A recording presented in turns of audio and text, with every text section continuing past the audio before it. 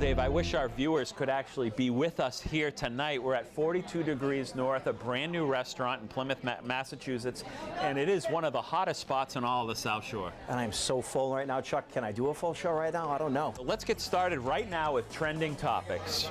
Topic number one, Black Friday. We have it in our rearview mirror. What do you make of it? Yeah, you know, the consumer isn't dead, Chuck. Over 250 million consumers visited the stores or visited online. I mean, up 10% for the year.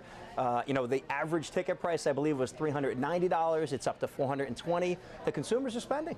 Absolutely, and it's a wonder with all of this financial hype that, let's face it, we've created some of it ourselves, talking about fiscal cliff and the worries that our economy is plummeting into some sort of second recession, but people are still spending money. Yeah, they're still confident now, Chuck. And I think what's going to happen in the next 2 or 3 weeks, if this gets to that cliff that our producers love that we talk about, if it gets there, they're going to rein their spending in because they're going to have to, more money goes to taxes. So absolutely. Stay tuned. Well, we'll be following this story tightly throughout the rest of the year. One of the other big stories that kicks in for 2013 is affordable health care. This is the new law of the land, the new mandate now, right? That's truly going to happen. For those of you out there over 250, you know, you file in jointly, 200 as an individual, 3.8% minimum as an added tax next year. And I'm running into businesses, I know you are too, having their employees work 29 hours versus 30, hiring 49 employees versus 50. I think it's a great topic to discuss with Patrick McCollum, again from Balanced Benefit Group, going forward. Well, I think one of the things that the country is just unified in saying is, we don't understand this. And I think Patrick at least will be able to make some hay of it. So as we go into 2013, we'll have a better handle of what this all means. At least be able to help small businesses such as this navigate their way, save some money, and make sure they're compliant. Because remember, the IRS has 4,000 more of those agents out there looking to poke holes in those healthcare. They need experts like Patrick.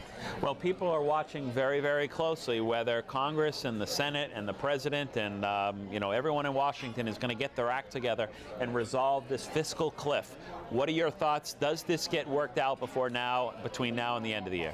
I think there'll be some type of moderation. You're seeing people from both sides of the wing, if you will, Senator Graham, Senator Durbin, coming in and will allow some tax increases if we get some cuts.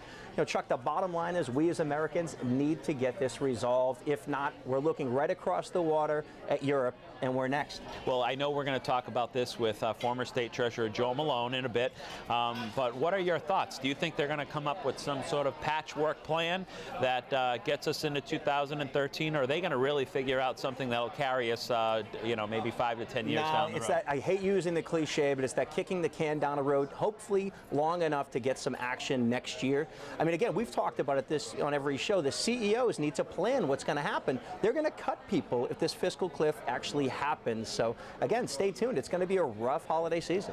Well, normally I don't like to go to commercial break because that means we leave you, the viewer, at home. But tonight we actually get to eat some food here at this great restaurant. So why don't we take a break and then come back with more of Money Matters in just a minute. Are your investments in CDs and money markets returning less than you expected? There is a better way. Get a structured settlement transfer from SHP Financial and start earning better rates right away. Learn more by calling SHP Financial at 508-591-5070, and we will send you a free buyer's guide on this exclusive opportunity. Call now and you will be added to our email newsletter, where actual cases on the market currently are sent to you instantly. SHP Financial, 508-591-5070.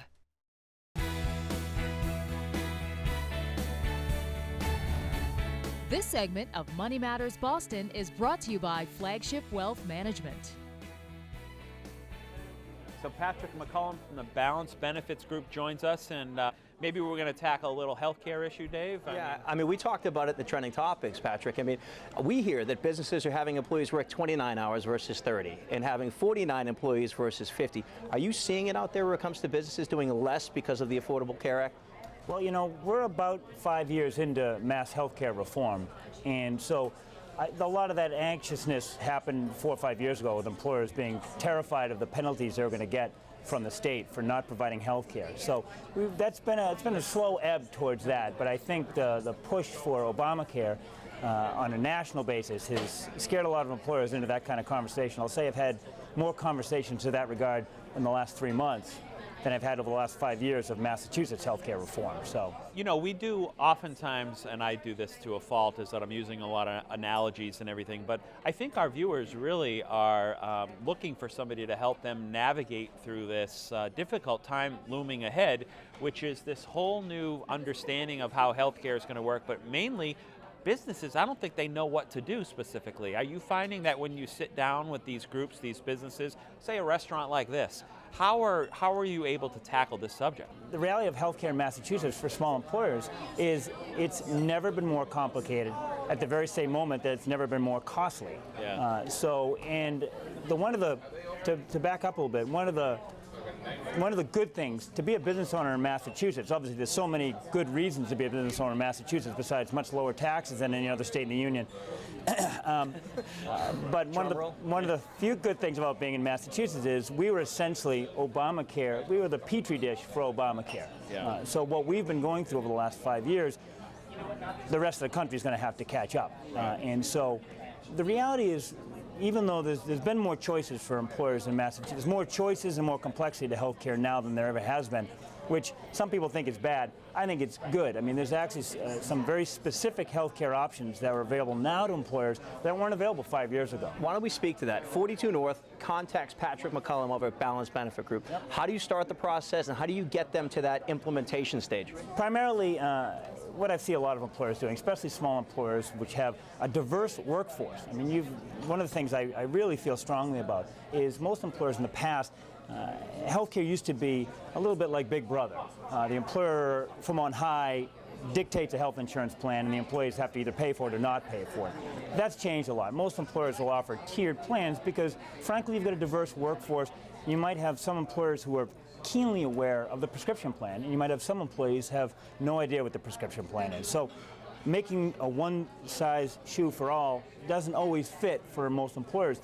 It used to be that employers thought that was only an option for larger employers, but a 3-employee employer can have 2 plans, and oftentimes can have 3 different plans. It's a complex thing, and I will say part of the reason why I started my agency a decade ago was I saw too many insurance agents were trying to juggle too many different insurance products out there. I mean, and health insurance always seemed to be the one product that they wouldn't put a specialist on, which is a little crazy because for most employers, healthcare is their second most expensive ongoing cost. So all we do, we have a singular dedication to employee healthcare, and trying to control that cost for employers is all we do. Now, I know that I'm not going to ask you whether this Obamacare is good or bad, because that's not your decision to say whether it's good or bad. It's really just to help businesses work their way through it. But who do you think will benefit from it, and who do you think it will hurt? You know, as far as the businesses that you've seen? And it's a great question. Primarily, the person that will really benefit will be the federal government. Yeah. It'll get significantly larger, and that's always a good thing, frankly. Who will it help? I mean, you know, it will not help a Massachusetts employer, frankly. Right, yeah. What frustrates a lot of employers in Massachusetts is the general knowledge that they're doing the right thing. They're providing health care to their employees, but they know that there's a lot of employers out there that don't offer health care to their employees. And there's a lot of people that might be bucking the system as far as health care. So they know they're paying for those people. Yep. I think there's a big fear, and justifiably so, that when they do this on a national basis, that we'll all be paying for other states that don't have as an effective a health insurance approach. Patrick McCullum from the Balanced Benefits Group, thanks for joining us here on Money Matters. We'll take a short break. We'll be right back with more in just a minute. It starts with a goal. You know where you want to be in 20, 30 years. But how do you get there? Flagship Wealth Management can be your compass, guiding you through these challenging times, steering all your investments to the same destination. We are an independent advisory firm backed by the largest independent broker-dealer in the country. You can feel safe knowing our advisors have all the knowledge and tools to guide you to your goals. Flagship Wealth Management, helping you navigate your way to financial freedom.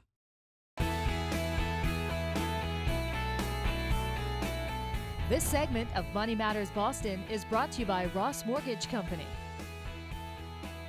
All right, joining us from the law firm of Cody & Cody is Denise Willett. There's a lot of estate planning issues right now that revolve around this cliff we're heading towards, and the estate tax issue, that's a big one.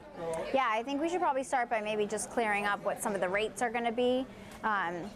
So first, we can start by understanding where we are right now. And right now, you can leave $5.12 million to your loved ones, beneficiaries, whoever, without incurring any estate or gift tax whatsoever. At the end of this year, that number drops down to $1 million. So it sounds like a big number sitting here today, but it's really not once you start factoring in life insurance and owning a home. People's estates add up to $1 million pretty easily, especially around Massachusetts where you have high real estate values and whatnot. So it's definitely something that people need to be considering. So there are a lot of people kind of taking advantage of this. There's a $4.12 million opportunity to use before it goes away. What happens if somebody acts now, right, worrying that it's going from $5 million to $1 million, and then Congress does act, and miraculously it goes back to $5 million in February? What happens to that plan that they just did with you at your group?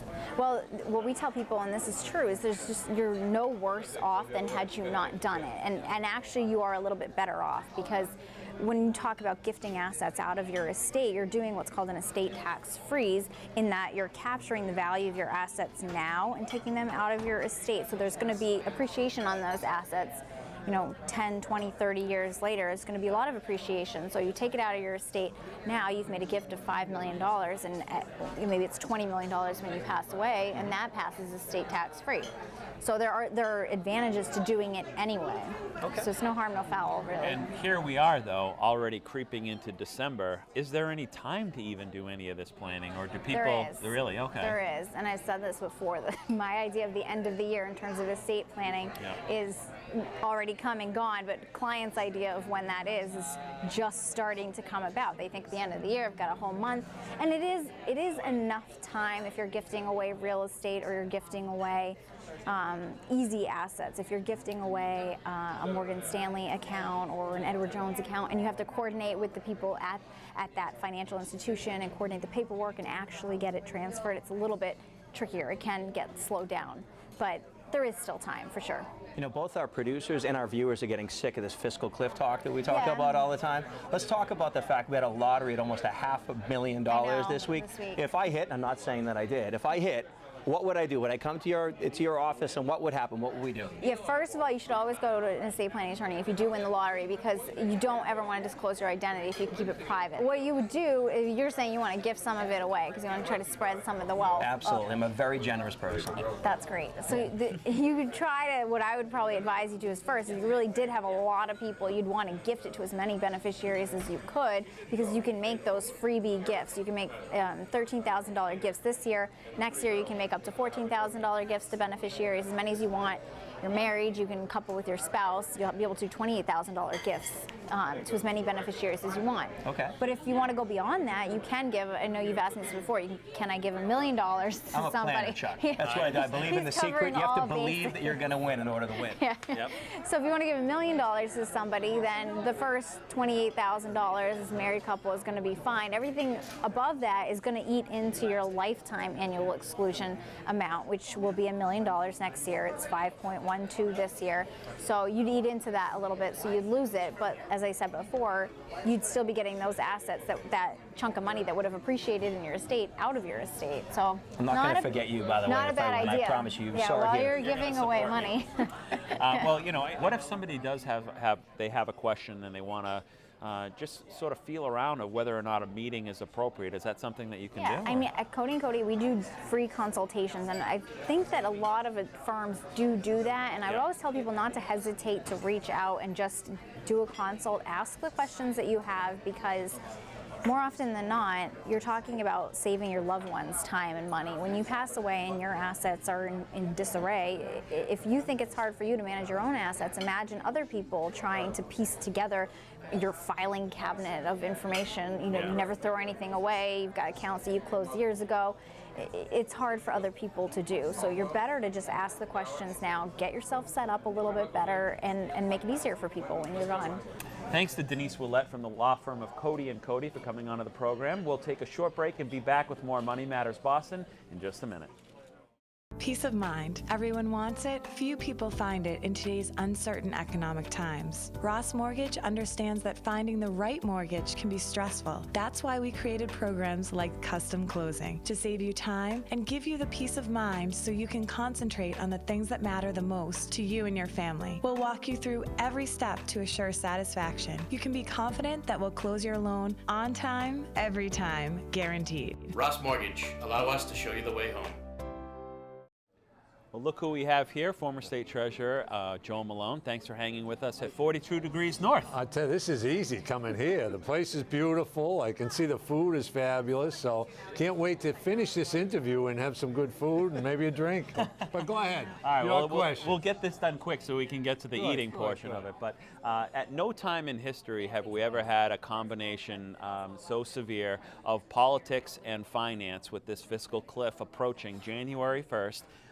Who knows by the time this show is aired whether they're going to resolve this, but do you think they're going to be able to come to some agreement in Washington? I mean, you know politics and you know finance. I think there's great cause for optimism because on the one hand, you got the Republicans with the Grover Norquist pledge now saying and kind of hearing from their constituents, we're not going to be tied to that anymore. And it's good. I mean, Grover Norquist, give him credit. He wants to keep government small, but you can't go into negotiations with your hands tied that you're absolutely not going to change the tax code in any way. On the other hand, though, they have to say the Democrats will take the first step. Now you have to put entitlements on the table because unless you're going to address entitlements, you can take all the money that every person in the top 10% owns and you're still not going to balance the budget. So that's the kind of motion that's taking place here. They're coming closer together and that's what negotiation should be all about. The one thing that concerns me, Joe, is that the moderates have been, they've been voted out of office. Scott Brown, Lugar, Snow from Maine. The moderates are out. Looks like both wings of the party can control the party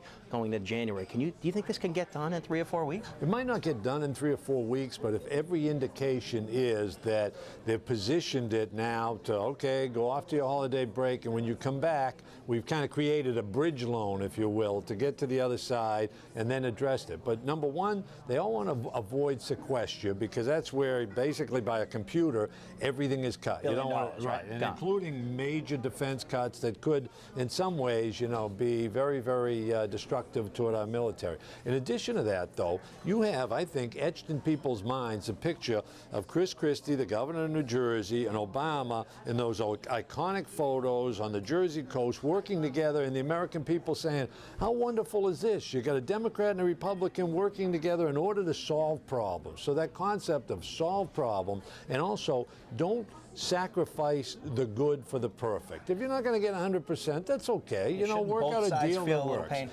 Now, to the rich people out there, I'd say, you know what? Whatever you give in taxes that you have to see rise, you're going to make up when our economy goes from growing at 1.5% or 2% to growing at 3 or 4%. You're going to get it on the back end. Every single day there seems to be some headway or some conversations that take place in Washington. Then you see the market react positively. It's really so focused right now on what's going on within the Beltway. It really indicates a bigger issue that this country has, is that how reactive the Wall Street is. Well, notice, right, the Thanksgiving vacation, Congress on vacation, market rallied back to pre-election levels. They come back, they go in front of the cameras. Next thing you know, the market starts to sell off again. What people down in Washington, and Peter King, the Republican rep from New York, was an example of it today, where he said, look, you know what? There was a time when it made sense to dig your heels in and say, no new taxes, I'm taking that pledge. We're in a different period now. And as a former state treasurer, I can tell you, when your bond rating goes down, as it did, about a year ago, that diminishes your stature worldwide. It makes consumer confidence go down. And if we don't address this in the proper fashion and come up with a compromise, you're going to see all sorts of negative ramifications. How close to the wire do you think it's going to come? Are they going to work right up to it? Sadly, they always get down to, sort of the final hour. Even at the State House, we always saw that. But if every indication is that they're moving toward it, even if they don't have the ink on the paper, it'll be the people reading between the lines will say they're going to get it done. But if there's a major stalwart, and I saw Nancy Pelosi, we won't give in. Just the language, you don't want to have that language. It's like, hey, when we sit down, let's see what we can work out. I'm very optimistic we can work it out. Don't paint yourself into a corner, whether you're a Democrat or a Republican. Be ready to go to the table, ready to strike a deal. Thank you, Joe. Why don't we take a short break? We'll come back with more Money Matters Boston in just a minute. Money Matters Boston would like to thank our host this week, 42 Degrees North in Manomet, Massachusetts, the area's hottest new restaurant featuring amazing seafood dishes, such as the signature lobster rolls made from local sweet lobster meat, the fresh Maryland lump crab cakes, and the Atlantic Cioppino with shrimp, mussels, little neck clams, and haddock. They also offer some amazing traditional and comfort foods, such as the enormous baked mac and cheese, the 42 Degrees North House meatballs, and the out-of-this-world antipasto board. For menus and more, visit 42degreesnorthrestaurant.com. Well, we're sitting here with the man of the hour, Eric Hines, who is one of the co-owners here of 42 Degrees North. And first of all, thank you so much for having us down. This is a great establishment. We're having a lot of fun. Thank you so much for coming. It's been fun so far. Well, tell me a little bit about not only this establishment, but some of the other restaurants that you and your partners own, because they're all successful. And let's face it, it's tough economic times. Yeah, well, the partner that you mentioned is my father, and this place has been kind of a long time in the making. We've had, or I should say, he has had several other restaurants in Plymouth before. This is number 4 over a number of years, and number 10 or 11 overall, I think, going back to the early, I think, 80s. So it's been a long time. We're thrilled to be down here in Manomet. I think that this is an area, specifically within Plymouth that we're happy to be a part of. It's I think it needs some restaurants, and the downtown is kind of saturated, and we're thrilled to be down here in the White Horse Beach area. My wife and I have always talked about the fact that we wanted it to be our place. We walk in, we know everybody, they know the drink to put down, they know what we like for specials. I noticed that as when I first walked in, that everybody is talking, the hostess is talking to people. Is that your goal? Is that your objective here? Because I'm seeing it working firsthand. Yeah, I think that's one of the benefits of being a small kind of family-run, local business. I think we've been on the South Shore for years. I mean, my father in particular for over 30 years, and I think that's one of the benefits of frequenting local town restaurants and businesses is you get to know the people, you get to follow them, you know the names, you know what they drink and what they eat, and I think that's a really key way to be successful, especially in this economy. But in particular in restaurants, it's so key to know your clientele, not just their names, but what they drink and their affinity and all those things. Well, let's talk a little bit about the economy, because I don't know if you've noticed, but we've had some pretty difficult times over the past handful of years. Yet you've thrived, and you were able to open a restaurant in a time where a lot of businesses were closing down.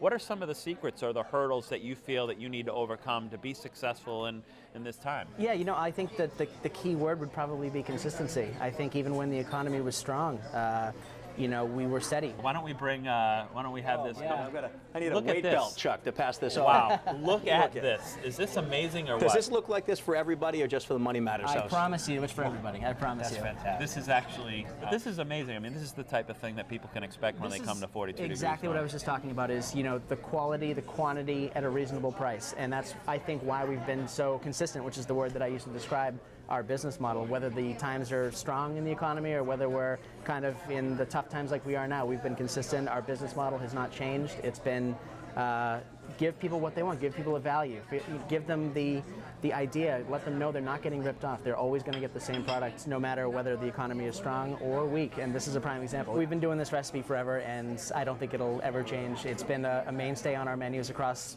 all the restaurants we've had in the South Shore for years, and I think this is the reason why. You see what it looks like, and it's going to look like this for anybody that comes in. Well, Eric, thank you so much for having us, number one, bringing this out, number two, and we're going to enjoy the rest of our night here, so we'll be hanging out. We'll take another short break and be back with more Money Matters Boston in about 25 minutes or a half hour. We'll see.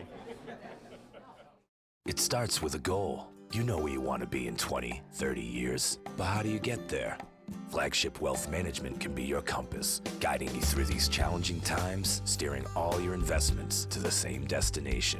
We are an independent advisory firm backed by the largest independent broker-dealer in the country. You can feel safe knowing our advisors have all the knowledge and tools to guide you to your goals. Flagship Wealth Management, helping you navigate your way to financial freedom.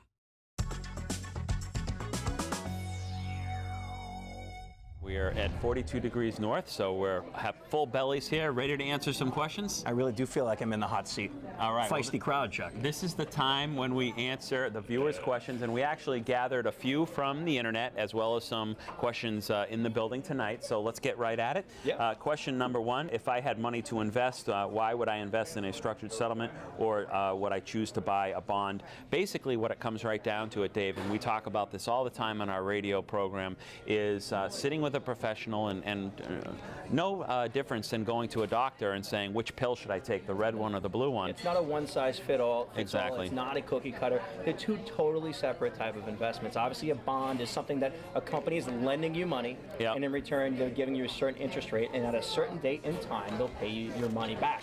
It's subject to interest rate risk. You can always sell it back on the secondary market, but you may take a hit. You know, that's what a bond is.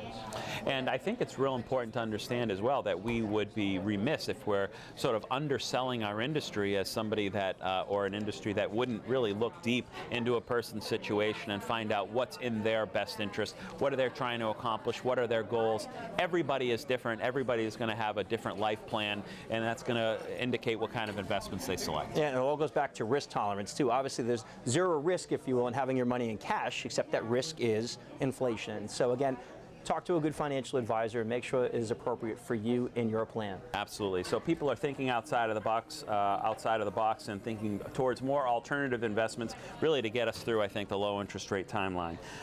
Next question we have, this has to do with contributions, and somebody is planning on funding their IRA, and they're wondering if they can make contributions either right up to the end of the year. And that's Joan in Providence. Joan, you could actually make it up to your tax filing date, and if you file for an extension, you can actually make that contribution as late as mid-October. So it's never too late, but make sure you don't overfund, otherwise you'll have to do what's called recharacterizing that contribution.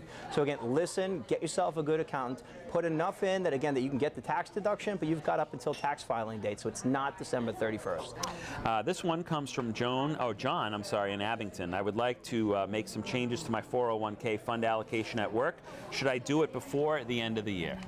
I don't think the end of the year and the fiscal cliff that we talk about is enough for you to make allocation changes. You should be looking on a quarterly basis and make sure that you're matching up versus benchmark, matching up versus your goals and objectives. And let's face it, if the manager has quit, if they're underperforming their benchmark, it's time to replace them. Don't do it over the next 2 or 3 weeks just because the fiscal cliff could or couldn't happen. Well, once again, we want to thank all of our guests and the good people here at 42 degrees north. And hopefully they'll have us back if we didn't eat them out of house and home. We'll see you all next week on New England Cable News every Saturday at 11:30. Have a good week.